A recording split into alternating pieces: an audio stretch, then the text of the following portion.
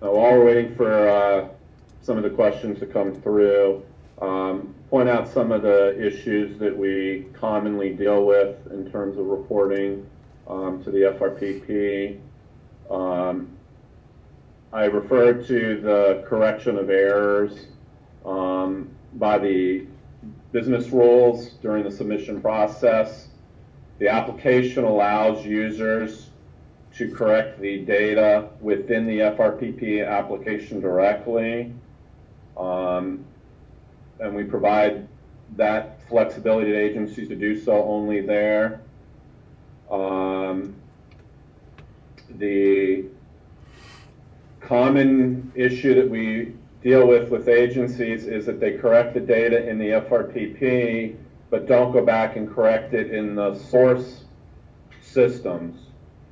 So when an agency makes the correction only in FRPP, doesn't go back and match it in their source data, and then discovers an even larger error that has to be corrected if they restage their files via XML and try to upload them into the system, they will have overwritten the corrections that they made in FRPP with the incorrect data that came from their source system. So that's something that we deal with year to year and point out to people. Jennifer, you're asking, when does the council first meet to determine the next fiscal year data elements?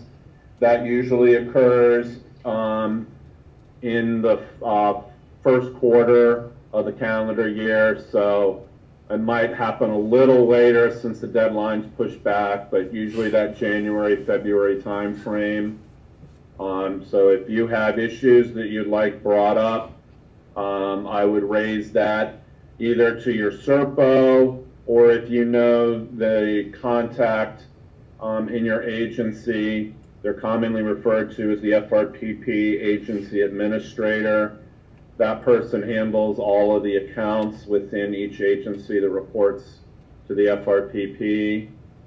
A lot of those people at a staff level participate in the formulation process for refining the data elements. Me, myself, and I, similar question about the next meeting. That would usually be the first couple months of 2014. There is no specific date set at this point. Again, I would reach out to either your SERPO or even better, your FRPP agency administrator.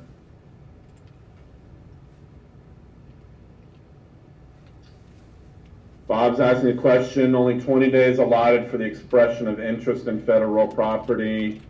Seems to be a short turnaround. Bob, I assume you're referring to expressions of interest by the state government. That's not something that's necessarily collected or reported in the FRPP. I'm happy to turn that question over to the PBS folks here in the room if they have an answer or someone wants to get back to you at a later date. I would say the answer is this is what's in the regulations, and that's the reason why.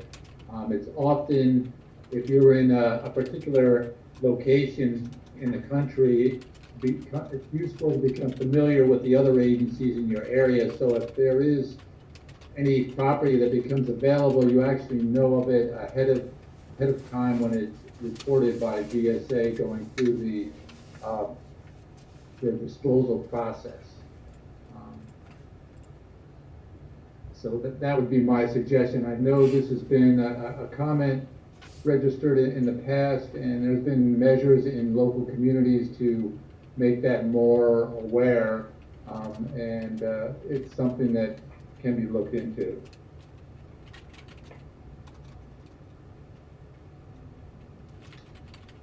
Christy was asking about providing an example of what a source system might be.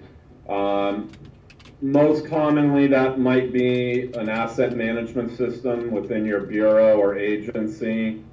I know Department of Interior agency-wide is in the final processes of implementing an asset management system. I can't remember what the specific name of it is.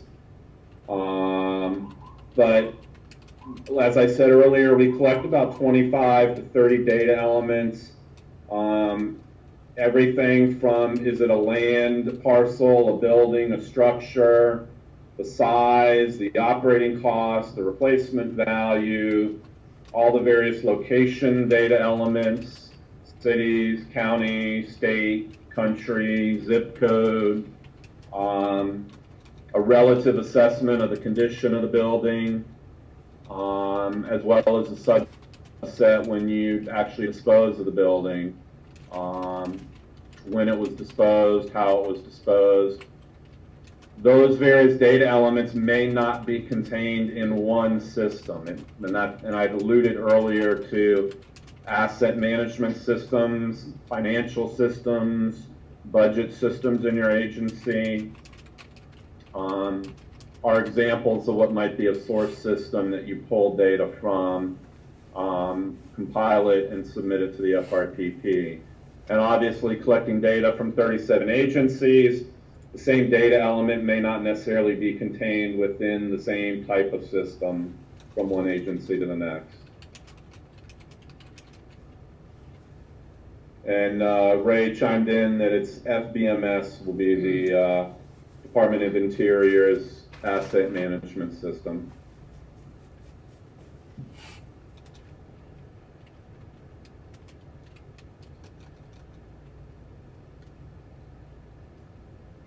This is Gary again. I'd just like to add on to the question about the 20 days notice. One of the things that is available to federal agencies is to go to our website, and on the website you can register if you want to be notified of any property that becomes available. And what this does is once that property becomes available on the first day, you being on the list will get an automatic email stating that that property is available, and that may help somewhat as far as having your greater notice of property becoming available. Deborah's asking the question, what can agencies do to reduce inconsistencies and inaccuracies? There are various things. Obviously, the starting point is referring to the data dictionary and the data elements and the definitions that are listed there. We try and be as concise as we can with the understanding that we're getting data from 37 agencies, and the data elements and those definitions and reporting requirements have to be of a description that's acceptable enough for all 37 to report. So could we be more precise and accurate? Yes, but then we would run into instances where agencies couldn't report a data element if we get too specific because of their certain constraints in their agencies, policies, and processes. In terms of other ways, again, I referred to that 3-stage process in terms of data quality. Each agency should have some standardized independent validation verification process. And again, that goes back to the example I mentioned about when you're reporting an asset of 100,000 square feet, ensuring that the actual size of that asset is 100,000 square feet and somehow a decimal place got carried or misplaced, making it 1,000,000, 10,000, etc. Again, it's doing checks. So I would refer to what other processes that you have in place. If you're still not sure, I would reach out to your FRPP agency administrator, and I'm sure they can provide you some further guidance. Charles is asking about historical status required for owned assets. Would this not be true for restrictions referring to environmental impacts? I also believe this is just an RPDW data element and not an FRPP data element. That is correct. Well, setting aside historical status, restrictions was a data element that was collected through 2012. We kind of assessed the need for collecting restrictions, which could be easements, rights of way, mineral rights, air rights, and the decision for government-wide analytical purposes was that it was not needed, and that's why it's not reported in 2013. It may be a requirement in your agency's internal reporting for their various systems, but I can't speak to that because obviously that varies agency to agency. Historical status, the focus was on the federal government's owned inventory. Agencies had reported to us that for leased assets, they had trouble in some cases obtaining the proper classification of the historical status of a leased asset in terms of getting that from the lessor if it wasn't in the lease agreement. GAO did do an audit on the federal historic inventory, or the federal properties historic inventory. They had a set of recommendations which we will probably revisit in developing the 2014 requirements, so that requirement may change, but obviously nothing's definite at this point. So hopefully I answered that question on historical status and the restrictions.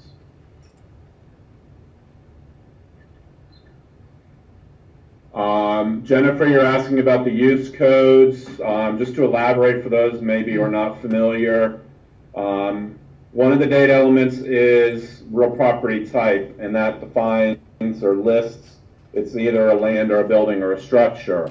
Within each of those, land, building, or structure, there are anywhere from, I think, 16 to maybe 20 categories of uses. So for a building, is it an office, a lab, a warehouse, a prison, a museum?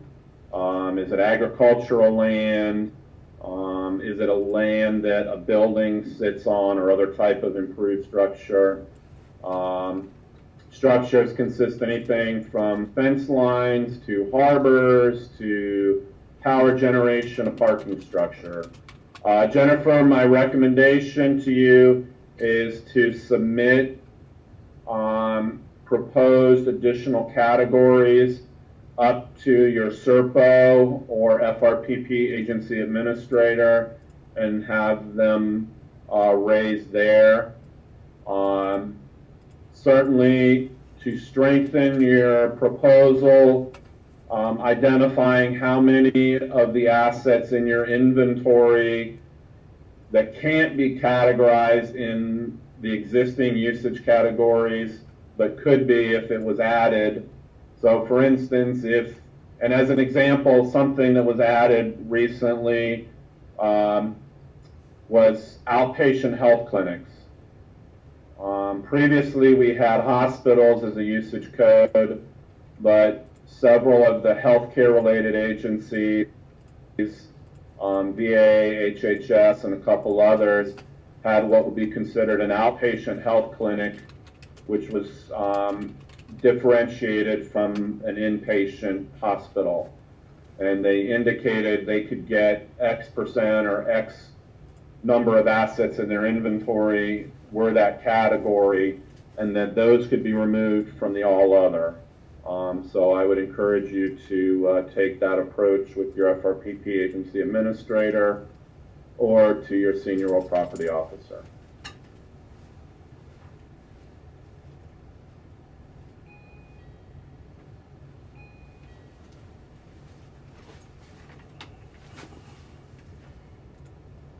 Jennifer has another question about GSA categorizing all occupancy agreements as office or warehouse. There's a hangar that's clearly not office or warehouse.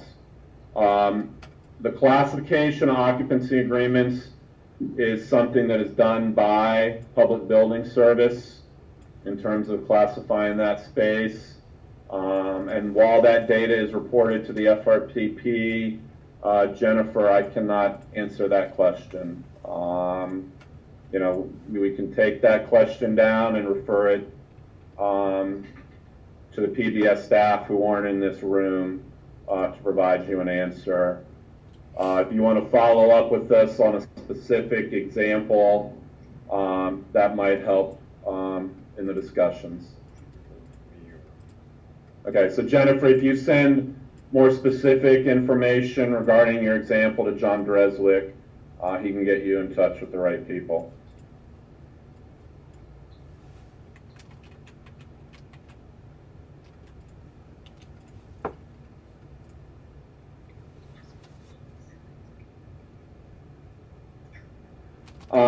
After the training session today, and it's up on the first page of the PowerPoint, you can download a copy of the PowerPoint presentation at the propertydisposal.gsa.gov/training website.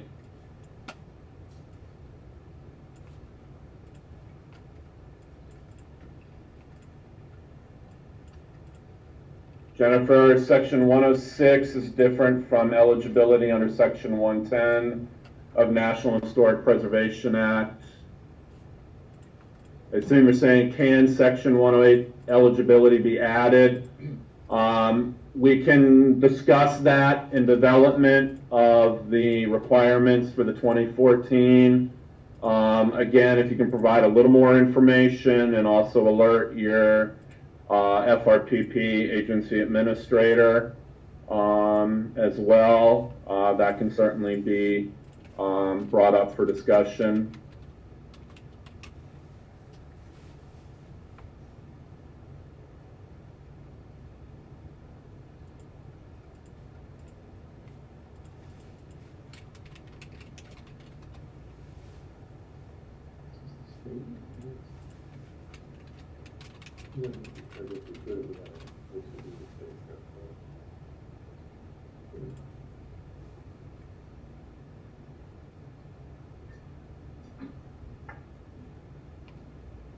We've got time for another couple of questions. The session's scheduled to end at 12:45.